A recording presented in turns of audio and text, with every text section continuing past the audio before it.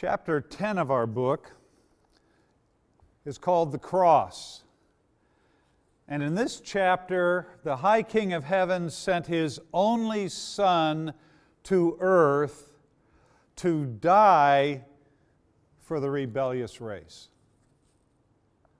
Now let me say that again. The High King of Heaven sent His only Son to earth to die for the rebellious race.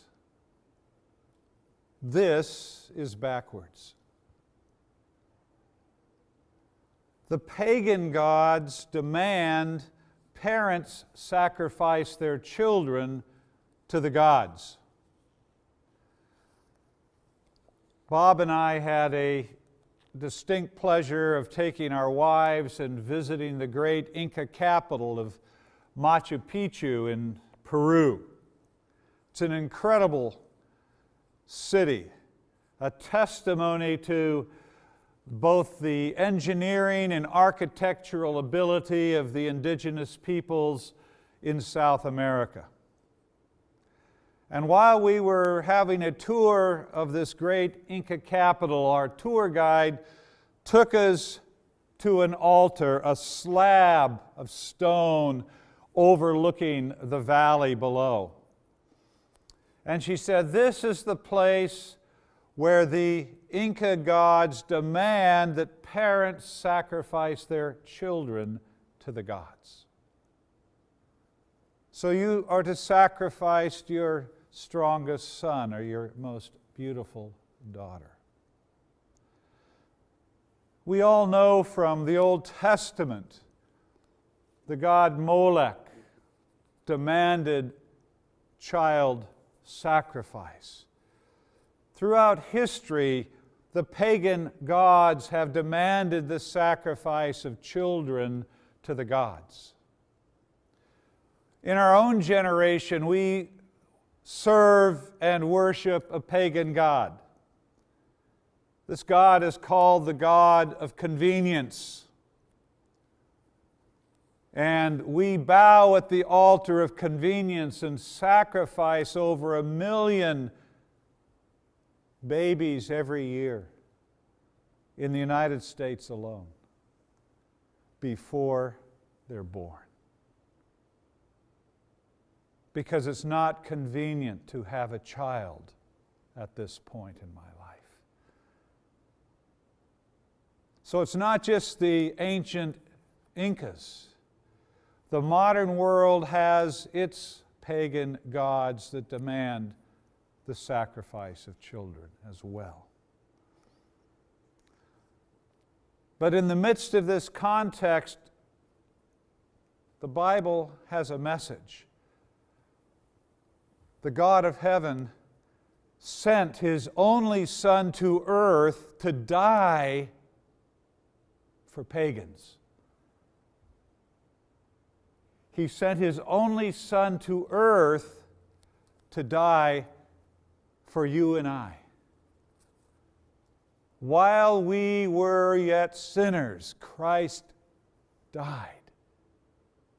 What kind of a God is this? What kind of a God would do such a thing? This is an incredible God.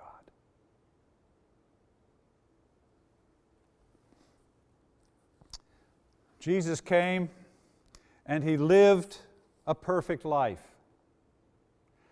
Why a perfect life? Because God demands perfection. And you and I are sinners. We cannot provide that perfect life. Jesus came and lived a perfect life in my name, for me, so that the righteousness of God becomes my righteousness. In the ledger, in the accounting book, the righteousness of God becomes my righteousness. I remember when I was much younger, I was buying a car, and every month I had to go to the bank to make a car payment. And this particular day, I went in with my car payment and went to the teller, and she brought up my account, and She said, "Well, Mr. Miller, your account's been paid off." And I thought, my account has been paid off. I just bought the car a few months ago and I've only made a few payments.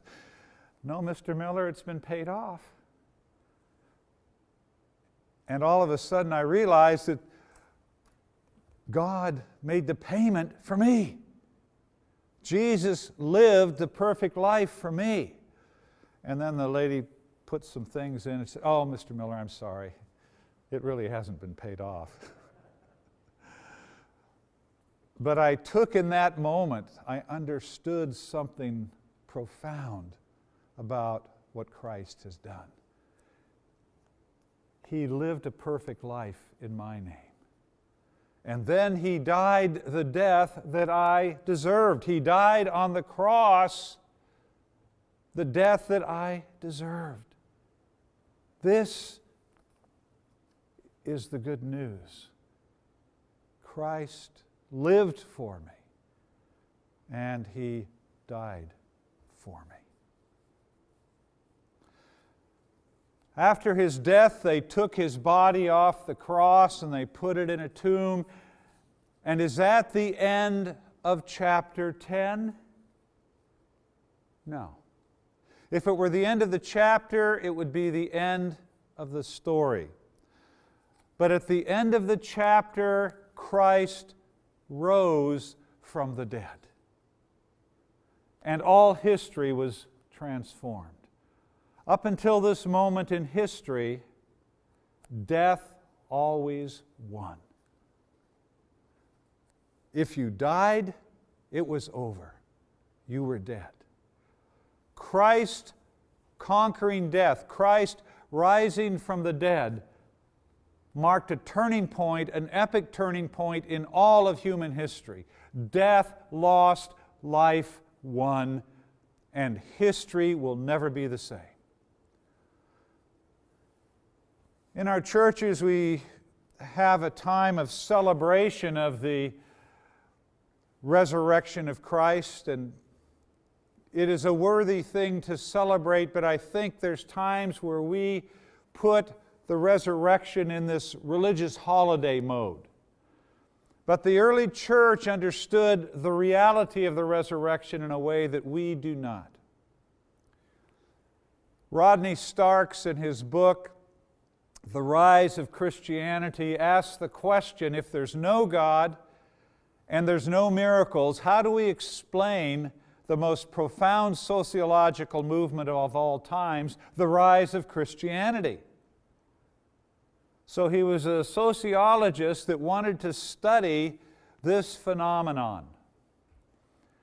And he gave a number of illustrations of what the early church was like. And one of them, I remember, he talked about the plagues that swept through Europe. Plagues that killed hundreds of thousands of people. And at the time of the Roman society in Europe, for the Romans, cruelty was a virtue. If you've seen the movie The Passion of the Christ, or if you've seen the movie The Gladiators, you've seen Rome in all her glory. Cruelty was a virtue, and for the Romans, compassion was a vice. Compassion was seen as weakness. If you were compassionate, you were weak. And we all remember, those of us that saw the movie The Gladiators, how the gladiators fought in the Colosseum. And at this most dramatic scene now, there's only two left, and one of them is on his back. His sword has been removed from his hands. And the one he is fighting is standing triumphant over him with his sword on the man's neck. And the gladiator who's standing is looking to the crowd in the Colosseum. What should I do? Should I let him go free? Or should I kill him? And you know what happened. All the crowd said, kill him, do it, do the deed. Why? Because Rome was cruel. Cruelty was a virtue. compassion in Roman society was a vice. But society begins to change when a small band of men and women worship a God of compassion.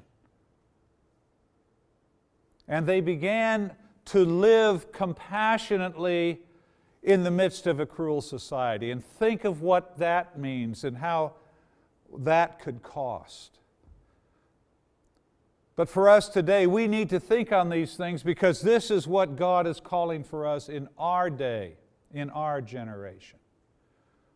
So they were called to live compassionately where compassion was seen as weakness and in a society that was utterly cruel.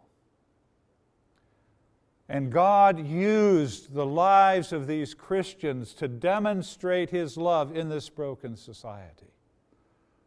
When the plague swept through Europe, the Romans would throw their family members out on the street. And what would happen? The Christians would take these children, these mothers, these grandmothers, off the street into their own homes because they worshiped a compassionate God and they took care of their pagan neighbors. They loved them. They demonstrated the love of God to their pagan neighbors, and they did it in ways that cost something because many of these Christians caught the plague from their pagan neighbors and died. And many of the pagan neighbors survived the plague because of the demonstration of the love of God coming from these Christians. And when the plague was over, many of the pagans came to Christ while those who cared for them were buried. How could these Christians do this? Because they understood the resurrection. It wasn't just a religious holiday.